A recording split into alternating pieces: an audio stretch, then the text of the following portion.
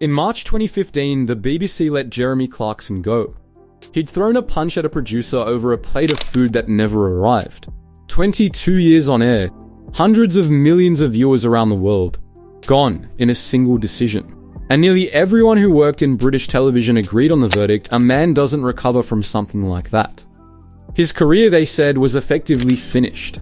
They were correct about almost nothing, because in the years that followed, Clarkson didn't fade. He built. Piece by piece, he assembled a media and business operation that now dwarfs anything Top Gear ever generated for him personally.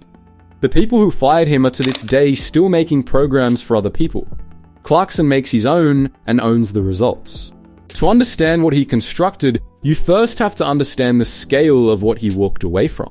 Top Gear at its height wasn't merely a car show, it was one of the most valuable television properties on the planet.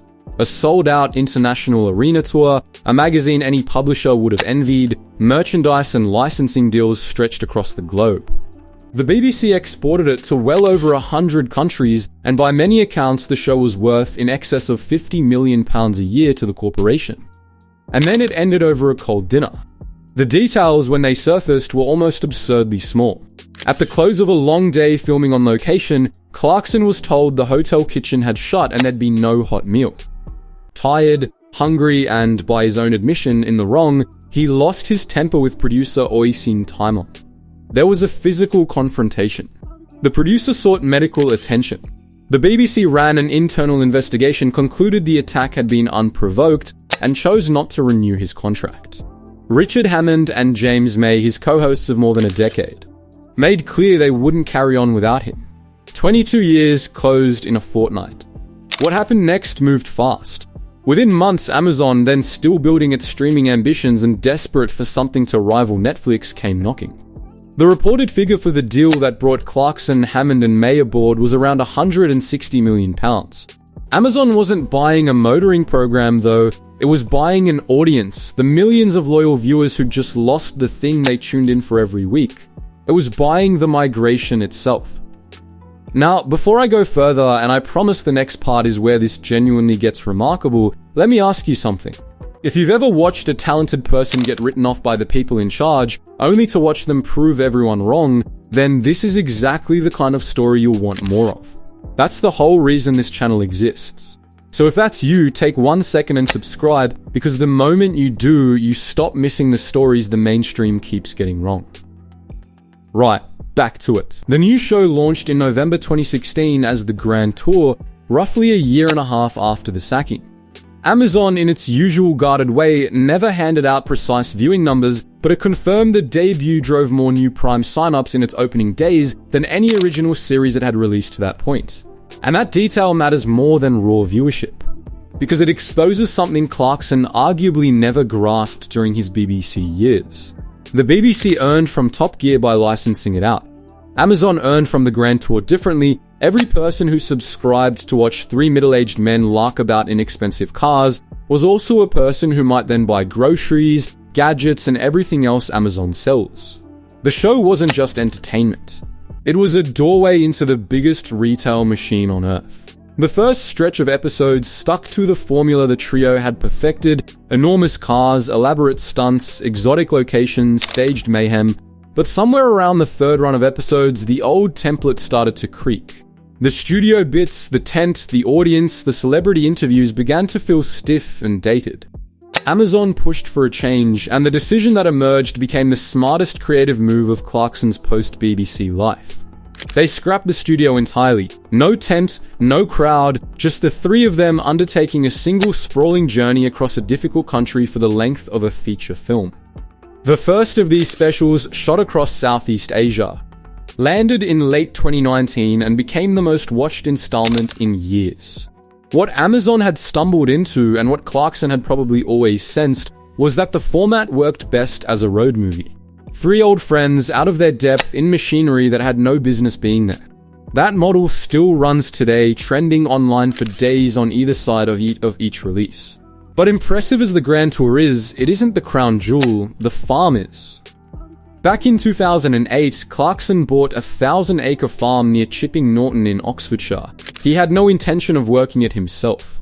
It was, in the language of the wealthy, a lifestyle purchase, land rather than shares. Because land in England carries a quality no financial product does, it doesn't crash to zero. The aristocracy understood that centuries ago. Clarkson arrived at the same conclusion by a completely different road. The farm ticked over quietly for more than a decade. Then, around 2019, his long-serving farm manager retired and Clarkson decided he'd run it himself. He filmed the attempt, and what Amazon made of that footage became one of the most successful factual series Britain has produced. Clarkson's farm arrived on Prime in June 2021. The farming world was politely doubtful, a presenter fumbling through harvests for laughs, surely a novelty that wouldn't last. But they'd misread it entirely. This wasn't a show about farming. It was a documentary about the slow decline of rural Britain, dressed up as a comedy about a man who couldn't operate a tractor. Every planning dispute became a statement about the gulf between the countryside and urban bureaucracy. Every ruined crop became an argument about the brutal economics of growing food. And every exchange with Caleb Cooper, a young farmer who genuinely knew the land in a way Clarkson never could, became a quiet meditation on everything the country was losing. Britain paid attention. Clarkson's Farm became the most watched original UK series on Prime Video, drawing enormous audiences across dozens of countries, all to watch a man in a wax jacket argue with a council official about whether he could serve lunch at his own farm shop. Here's the part most people miss. They look at Clarkson and see a gifted presenter paid well to present. True, but incomplete. What he's actually built is far cleverer, a business where every piece feeds every other, and where the television shows aren't just content, they're free, world-class advertising for everything else he owns.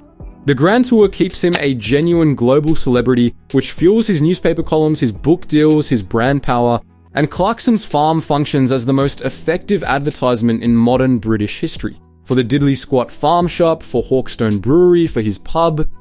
Every episode is essentially a long, gorgeously produced commercial for his own enterprises, and Amazon is footing the production bill. He is in effect being paid to promote his own businesses. And the results are extraordinary. Hawkstone Brewery, which Clarkson bought into and rebranded, saw its sales rocket from around £7.8 million to over £21 million in the space of a single financial year, according to figures reported in the Sunday Times. It's been named among the fastest growing companies in the entire country. Beer, cider, spirits, much of it built from crops that started life on camera. Marketed by a show that cost Clarkson nothing to make. That's not a marketing budget, that's marketing genius disguised as reality television. Then there's The Farmer's Dog, his pub near Burford, which opened in 2024, and here's where the strategy shows its teeth. On the show, Clarkson openly admits the pub loses money, fully booked every single day and still bleeding cash. Partly from tens of thousands a month spent on parking attendance, partly because he refuses to serve anything not produced on British soil. No Coca-Cola, no coffee, no imported ketchup, just British beef, lamb, dairy, and, crucially, his own Hawkstone beer and cider where he keeps the full margin. The food might barely break even, but the pints and the brand exposure more than cover it. And the original Grand Tour tent, that giant traveling structure the team once hauled around the globe, now sits permanently at the pub, converted into a shop and dining space. Television history repurposed into a till.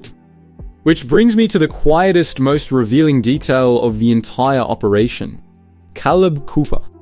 He wasn't cast. He wasn't discovered by a producer or plucked from an audition. He was simply already there doing the job when the cameras turned up. And Clarkson understood immediately that without him there was no show, not because Caleb was polished, but because the dynamic between them was real. A famous, wealthy, supremely confident man who knew nothing, being gently and endlessly corrected by a young man who knew everything. None of it scripted, none of it performed. Audiences can feel the difference between real and manufactured within seconds. And this was real. So what did Clarkson do with him? Nothing. He didn't smooth Caleb's accent, didn't coach him, didn't try to make him more television. He pointed the camera at what was there and trusted it. And it worked. Company filings now put Caleb's combined business holdings close to £1 million. He tours the country with his own live show, he's written best-selling books. He became, entirely by being himself, One of the most unlikely success stories British television has produced, and it only worked because nobody tried to improve him. That single instinct, find something authentic and simply point the camera at it, runs through everything Clarkson has made. The planning battles are real. The financial losses are real. When he reported making a profit of just £144 from his first year of farming, that wasn't a scripted gag, it was what actually happened. And you cannot fake that. You can only find it and then resist every professional urge to tidy it up. There's an uncomfortable conversation quietly happening in British broadcasting because of all this. The very qualities that got Clarkson labelled difficult, combustible, impossible to manage turned out to be inseparable from the qualities that make his shows work. The stubbornness, the refusal to be smoothed into something safer, that's the same authenticity audiences respond to. The BBC learned that lesson at enormous cost. Amazon understood it from the start. They didn't sign Clarkson to sand down his edges, they pointed a camera at him on a farm and trusted whatever happened would be worth watching. Tens of millions of people in dozens of countries decided it was. There's a second, quieter shift he triggered in farming itself. Clarkson's farm has done more to make ordinary people care about British agriculture, about the razor-thin economics of food production than decades of gentle countryside programming ever managed. Farming bodies who had every reason to sneer at him instead recognized he'd achieved something they never could. He made urban Britain genuinely care. Not by lecturing, but by being honest about what it actually costs, in money, in efforts, in daily battles with weather and bureaucracy, to grow food in this country. All of it on camera. All of it true. The executives who let him go in 2015 are to a person still working in British television. Some of their programs are good. None have come remotely close to the global reach and commercial force of what Clarkson built after they showed him the door. And that's really the question worth sitting with. Was the BBC wrong to fire him? There are honest arguments on both sides, and I won't pretend to settle them here. But if you measure it purely by outcome, by audience, by value, by cultural impact, it isn't close. So here's what I'll leave you with, and it's the reason I make these videos in the first place. The people in charge are wrong far more often than they'll ever admit, and the proof is usually the person they discarded. If you believe that, if this story landed with you the way I think it did, then do the one thing that helps this channel keep telling them, subscribe and stay for the next one. Because there's always another story exactly like this that the mainstream would rather you didn't hear. So, do you think Clarkson knew all along what he was building? Or did he simply stumble into the greatest second act in British television, one accident at a time? And was the BIC right to let him go, or did they hand him the finest gift of his career without ever realizing it? Tell me below, I read every comment, and the conversations you start down there are honestly the best part of doing this. Thanks for watching.